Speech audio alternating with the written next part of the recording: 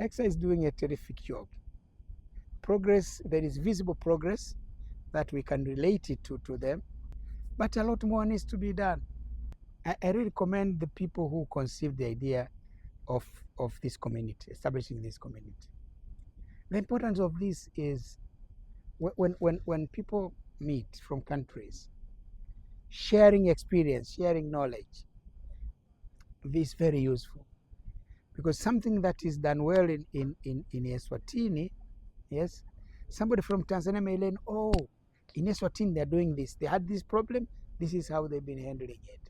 So that's the significant thing. But they're doing more training, joint training, emphasizing on joint training. Now the discussion of bulk purchases, bulk procurement, and so on. So this has been a wonderful initiative.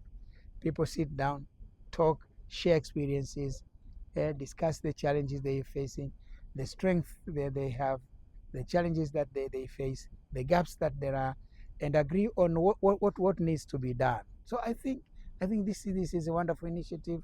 Let's take extra control. Okay. These are difficult times. Donor funding is declining. Of course, one of our major supporter in the health challenges, yes, the big health challenges, has been the U.S. government. With the PEPFAR in the fight against HIV/AIDS, malaria, PMI, President's Malaria Initiative, in the fight against malaria. This is one of the major contributors. Yes, is one single country that has been extending a lot of support in the health in the fight against the major challenges, health challenges in Africa, has been the U.S. government through the USAID and this funding these particular programs. Well, now that the USAID is not there, yes, and all that has been getting through this has almost stopped. Of course, I know there are discussions now. There are discussions of follow-up programs. I'm not sure where they are, whether it is true there is discussion or not. I'm not in government, but I also hear there are discussions going on. That's one of the major challenges. But not only the US, but even the other donors, they're talking of other options now. Talk to Europeans, they say they have Ukraine war to finance and so on.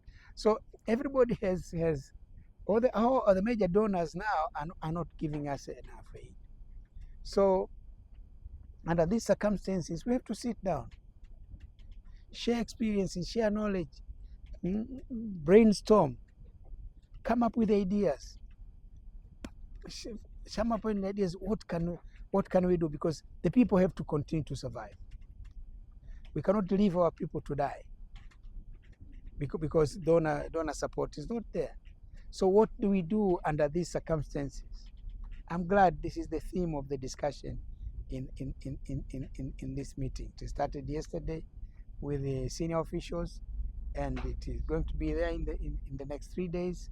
I think that's the wonderful thing that ECSA has decided, and I'm glad also there is a very robust participation, even of the 9 member countries, but the others, I think another 8 who are not members of ECSA are also participating in this. But also we have active participation of the other major players. WHO is participating actively. Yes, AUDA NEPAD is participating on behalf of the African Union.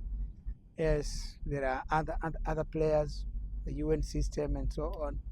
So I'm very hopeful that out of this meeting we may come out with suggestions.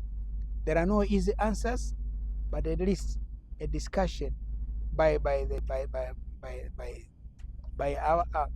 our leaders, meaning the ministers of health and the senior officials, may come up with some ways of mitigating, yes, the effects of the current situation.